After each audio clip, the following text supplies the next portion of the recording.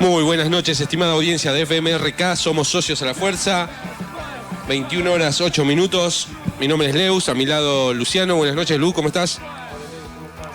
Bien, acá tratando de terminar este fin de semana largo. Buenas noches Lore, ¿cómo va?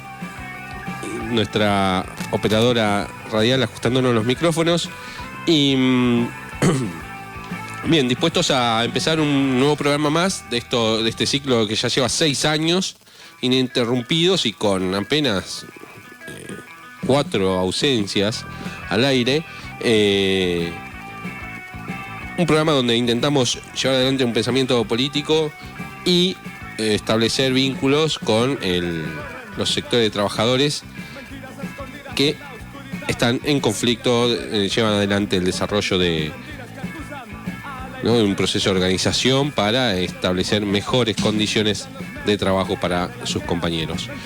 Bueno, Luciano, hoy lunes feriado, la fecha que del feriado nos motiva un pensamiento. Hoy se celebra ¿cómo es que se llama ahora?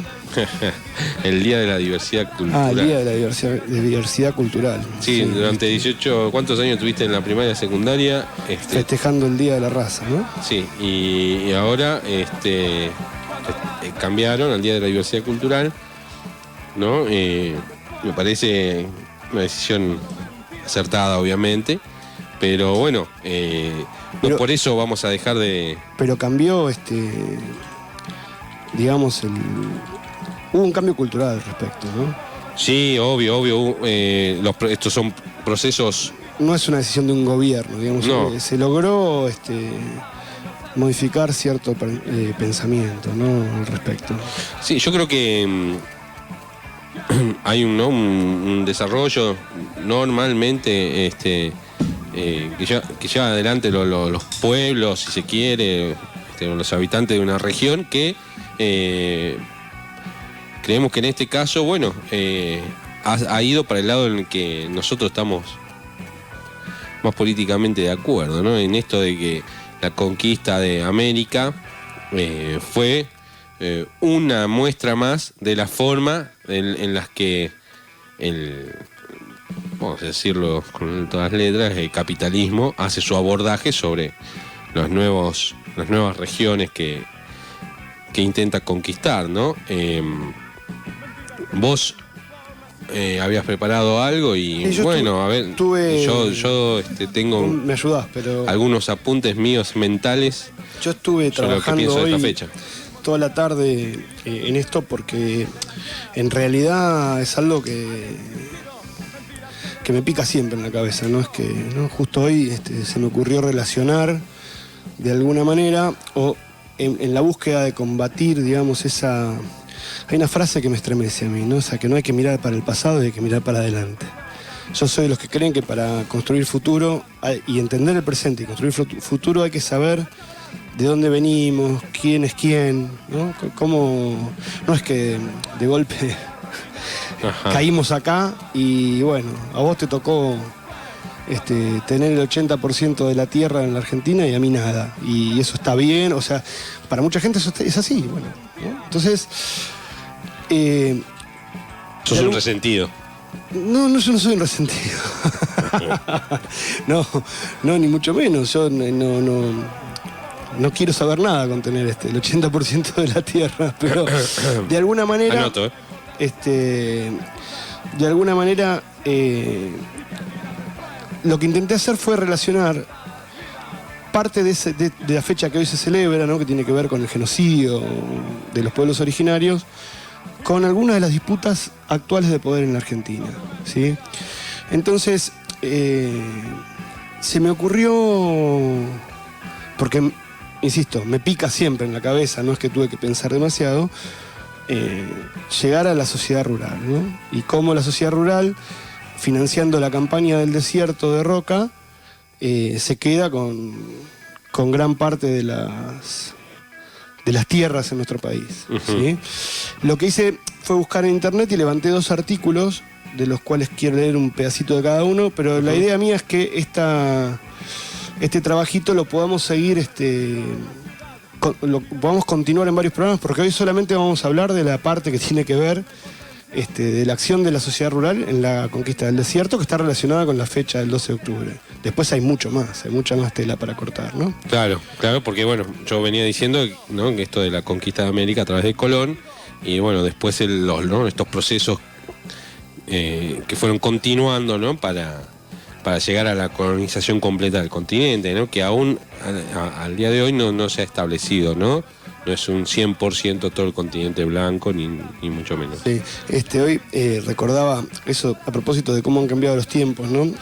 Hay un coherente, según dice nuestra presidenta, jefe de gobierno nostálgico que estaba muy preocupado por la estatua del descubridor, ¿no? Ajá.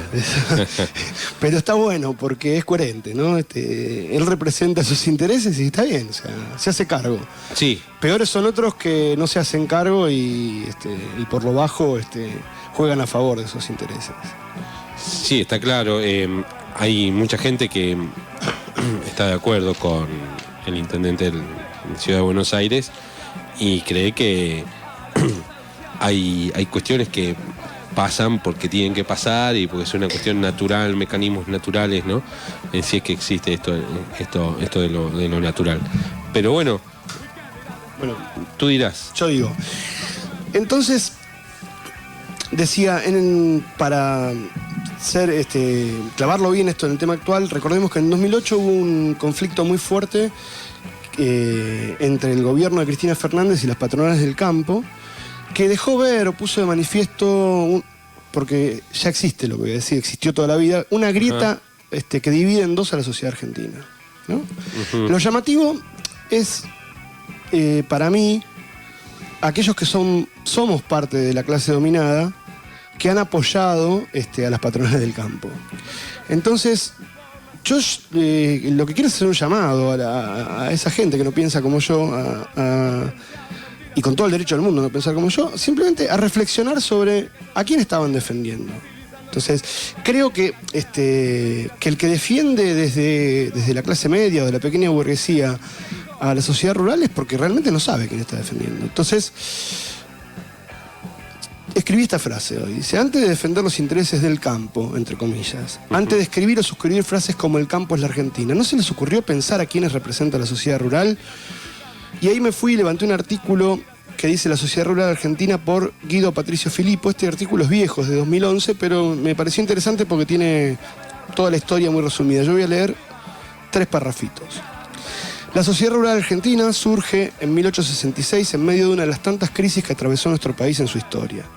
Esta crisis fue una consecuencia directa de la guerra contra el Paraguay llevada adelante por Bartolomé Mitre con la ayuda de Brasil y Uruguay en contra del Paraguay, la cual se la conoce como la Guerra de la Triple Alianza o Triple Infamia, como decimos algunos ahora. En este contexto de crisis se produce la ruina de la producción lanera, lo cual alienta a los productores a crear la Sociedad Rural Argentina en contra de la política económica que había conducido al quiebre de muchos productores. Así surge la Sociedad Rural Argentina. Sus socios fundadores fueron José Alfredo Martínez de Hoz, ¡ay, qué nombre!, Eduardo Olivera, Lorenzo Agüero, Ramón Vitón y Francisco Bernabé Madero. En 1879, la Sociedad Rural financió la campaña del desierto. El Estado Nacional emitía bonos con los títulos de futuras tierras a 400 pesos fuertes cada uno, los cuales representaban 2.500 hectáreas. Pero el mínimo para acceder al negocio era de 1.200 pesos, lo que equivale a 10.000 hectáreas. Un dato interesante que refleja lo que pasaba en aquel momento es que 344 familias lograron obtener 10.869.000 hectáreas. Entonces, lo que conocemos en nuestra historia como la oligarquía argentina son aquellos que lograron poseer las extensiones de tierras más fértiles del suelo argentino, gracias a que manejaba el aparato del Estado a través del Partido Autonomista Nacional. La oligarquía logró a través del control del Estado expropiar tierras que pertenecían a los pueblos originarios en la campaña del desierto que se desarrolló entre 1879 y 1880. Esta denominación general impuesta por la historia oficial argentina para nombrar esta etapa es cuestionada debido a que las tierras no estaban deshabitadas, sino que vivían allí pueblos originarios que fueron asesinados en una matanza con el objetivo de aumentar las extensiones de tierras. Si bien poseían las tierras más fértiles de todas, esas tierras eran totalmente improductivas en un principio, ya que no tenían comunicación con el puerto. Ajá. Los ferrocarriles que instalaron los capitales privados ingleses fueron los que conectaron en forma de abanico todo nuestro país. Todas las zonas dirigidas hacia el puerto en vez de conectar los distintos pueblos para favorecer el comercio regional. Hasta los ferrocarriles, o sea, ¿no? Vamos viendo que... Sí, todo un diseño racional, ¿no? Exactamente. Bueno, después este artículo sigue con toda la historia, aparece todos digamos, cómo formaron parte de varios golpes de Estado y demás. Y me fui a otro que es del escritor Felipe Piña. Sí. Donde lo que más me importa resaltar son algunos testimonios de la época. A ver. Dice así: los teóricos de la modernización del país ponían a poblar el desierto que se suponía deshabitado. No eran numerosos los habitantes, pero había habitantes previos a esta postulación. Estos habitantes eran los indígenas. Un testigo de la época, el ingeniero Trevot, opinaba: los indígenas han probado ser susceptibles de docilidad y disciplina. En lugar de masacrarlos para castigarlos, sería mejor aprovechar esta cualidad actualmente enojosa. Se llegará a ellos sin dificultades cuando se haga desaparecer ese moral que se llama tribu, en un haz bien ligado y poco manejable, rompiendo violentamente los lazos que estrechan los miembros unos con otros, separándolos de sus jefes. Solo se tendrá que tratar con individuos aislados, disgregados, sobre los cuales se podrá concretar la acción. Esto, lo que hablábamos de la organización, ¿no? En sí. Otros programas. Increíblemente, para hacerlo más verídico, esa dinámica se lleva adelante hoy en la patronal con los sindicatos, ¿no? Exactamente. Se busca a los delegados, se los separa, se los echa y luego puedes dominar, ¿no? Sigue el ingeniero Trevelot. Sí. Dice: se sigue después de una racia como la que nos ocupa, una costumbre cruel. Los niños de corta edad, si los padres han desaparecido, se entregan a diestra y siniestra. Las familias distinguidas de Buenos Aires buscan celosamente estos jóvenes esclavos para llamar las cosas por su nombre. Cualquier relación con algo, con algún pasado macabro no tan antiguo de nuestra historia, al margen, ¿no? Uh-huh. La historia de la derecha en la Argentina tiene la palabra desaparición y apropiación de menores, sí. Parece que tiene una historia larga, ¿no? Sí, es cierto. Y es una herramienta que utilizaron, ¿no?, para la conquista desde siempre. Cuando nosotros dividimos en clases a la sociedad y decimos que está la clase dominante, una clase intermedia de dirigentes políticos, medios de comunicación y jueces, y una tercera clase, la clase dominada, no estamos inventando nada nuevo ni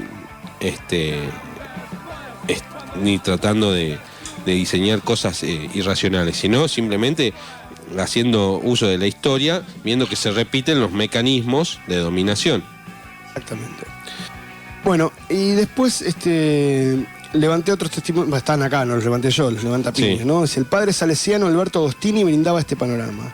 El principal agente de la rápida extinción fue la persecución despiadada y sin tregua que les hicieron los estancieros, por medio de peones ovejeros, quienes, estimulados y pagados por los patrones, los cazaban sin misericordia a tiros de Winchester o los envenenaban con estricina, para que sus mandantes se quedaran con los campos primeramente ocupados por los aborígenes. Se llegó a pagar 1 libra esterlina por par de oreja de indios.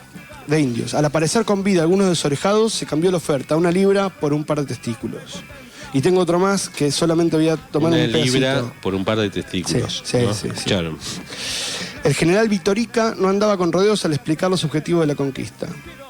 Bueno, y ahí habla de cuáles son sus... Y tiene una frase final que es hermosa, ¿no? Que tiene que ver con lo que hablamos en este programa.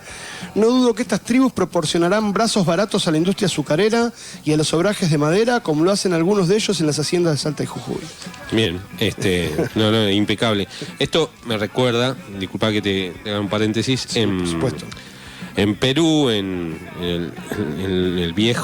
la vieja capital inca, cuando los españoles llegan al periodo de dominación, lo que hacen es ocupar todas las grandes construcciones de dominación que tenían los incas, porque también no tenían obviamente una estructura organizada de poder, ocupan con las iglesias, los españoles, los templos de los incas, los templos más importantes. Estos templos construidos en oro y demás, son ocupados por las iglesias. Ahí en esos lugares se instalan las iglesias como un mensaje, ¿no?, hacia todo, ¿no? Te estamos destruyendo tu edificio de oro y estamos poniendo una cruz acá, los nuevos dueños somos nosotros.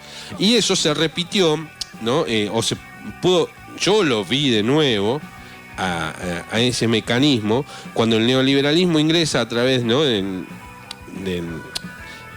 yo no culpo a Menem, yo digo que es el significante, ¿no?, de un momento, en la época del menemismo, ingresa el neoliberalismo a la Argentina e instala por ejemplo, la Universidad de Quilmes es una universidad que se hizo en donde antes había una papelera, donde antes había una empresa, con 5.000 empleados.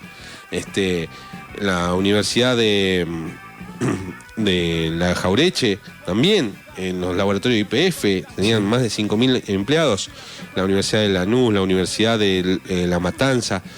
O sea, los mecanismos de conquista y de instalación de nuevos íconos es una constante en esto de las formas de dominación. Por eso creemos importante rescatar esto que estás haciendo vos, ¿no?, ahora. Sí. Bueno, para finalizar, voy a leer el último fragmento que sí está escrito por Piña, sí, que dice: para el Estado Nacional significó la apropiación de millones de hectáreas.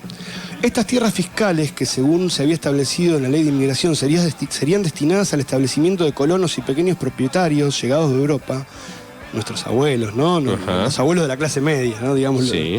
Fueron distribuidas entre una minoría de familias vinculadas al poder que pagaron por ellas sumas irrisorias. Algunos ya eran grandes terratenientes, otros comenzaron a hacerlo e inauguraron su carrera de ricos y famosos. Los Pereira Iraola, los Álzaga Unzué, los Luro, los Anchorena, los Martínez de Oz, los Menéndez, ya tenían algo más que donde caerse muertos. Algunos de ellos se dedicarán a la explotación ovina, poblando el desierto con ovejas. Otros dejarán centenares de miles de hectáreas sin explotar y sin poblar, especulando con la suba del precio de la tierra. Aún hoy, el territorio de Santa Cruz tiene un porcentaje de medio habitante por kilómetro cuadrado. Y hay gente que no tiene dónde vivir, agrego, ¿no? Que no tiene dónde vivir. No estoy diciendo que no tiene... no estoy hablando que no tiene una tierra para explotar, no tiene dónde vivir, ¿no? Exacto. Son las 21:25, Luciano. ¿Vos tenés algo más para agregar? Tengo una pequeña cosita, porque el otro día la diputada Carrió, en un debate dijo una frase que me pareció correcta, después la arruinó casi, ¿no? Dice, el delito no se hereda, y está claro. Lo que sí han heredado los descendientes de esta gente es el botín, ¿no? Ajá. Digamos, ojo cuando hablamos de robar, ¿no? Porque esto claramente en este país ha sido dominado por una clase oligárquica que se hizo rica a costa de la sangre y los negociados. Pero Luciano, alguien tiene que matar a la gente. ¿Vos también? ¿Cómo construimos un país si no? Sí, bueno, pero vos fijate que, sin ir más lejos, yo no conozco mucho de la historia de Estados Unidos, pero... las películas te muestran... Ellos se han distribuido la tierra de otra manera, aparentemente, ¿no? Eso es lo que dice la historia que conozco yo, que es muy poco digo, no sé de esto. Pero acá es cuestión de agarrar el auto y ir a la Patagonia para ver increíbles cantidades de terreno vacío, alambrado. Y bueno, hoy me metí también a ver la historia de la familia Martínez de Oz, y se dice que les habían entregado, digamos, entre Mar del Plata y Necochea, todo ese territorio para ellos. Sí, de hecho toda la costa que empieza allá por Bernal hasta Mar del Plata, todo eso pertenece a una sola familia.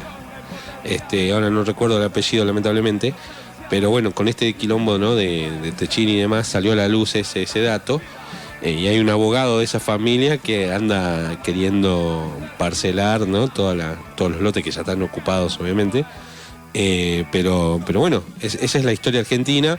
¿Qué hacemos? ¿Cómo construimos a partir de eso? una Argentina más justa, es lo que venimos acá a plantear. Y lo otro que me interesa plantear es que estos mecanismos se repiten a diario en la dominación que ejerce lo que nosotros llamamos clase dominada sobre la clase dominante sobre clase dominada. Estos mecanismos son iguales, se apropian de tus íconos, te construyen nuevas formas de vida y a partir de ahí te empiezan a apretarte, como decía, ¿no?, en el texto, separar al líder, separar a los delegados, a los que organizan y poder dejar de lado la organización. Para entender, ¿no?, todo digamos, cómo viene toda esta la historia, cómo se desencadena y cómo llegamos hasta acá y cómo la clase dominada se divide en partes, algunos en defensa. Digo, que me diga alguno de mi generación que haya estudiado esto en la escuela. O sea, nosotros esta información no llegó. No. Y al día de hoy se está bajando esto de la diversidad cultural, ¿no? Sí. Esto de que está bueno que seamos todos distintos y demás. Ese es el discurso hoy. No, en algunos colegios se dice sí de la matanza y demás. Pero lo que no se dice es esto de que esos mecanismos se siguen repitiendo. Se repitieron en todas las etapas. Nosotros, como somos una generación 70 para adelante, sabemos que se repitieron en la dictadura, sabemos que se repitieron en los 80, en los 90 las patronales, no hubo dictadura, pero las patronales ejercieron esa dinámica para partir a la clase trabajadora y lograr establecer las nuevas políticas, ¿no?, que venían de la mano del neoliberalismo. Bueno, Lu, 21 a 29. Dale. Nos vamos con Lore. ¿Algún tema? Gracias, Lore.